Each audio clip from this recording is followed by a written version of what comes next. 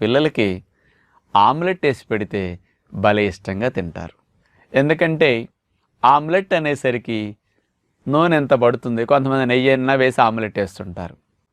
ఉప్పు కారం కలుపుతారు ఆ కోడిగుడ్డు సొన్నలకి.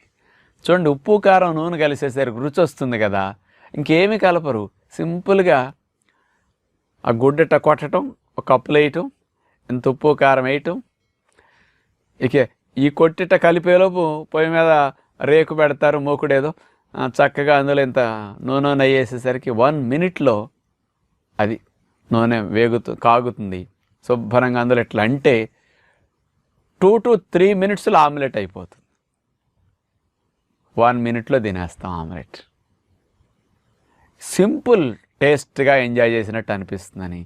కొంతమంది ఒక ఆమ్లెట్ అంటే ఎక్కువ రావట్లేదులని మా వాడికి డబుల్ ఎగ్ ఆమ్లెట్ అండి అని 2 ఎగ్గలు కొట్టేసి వేస్తుంటారు.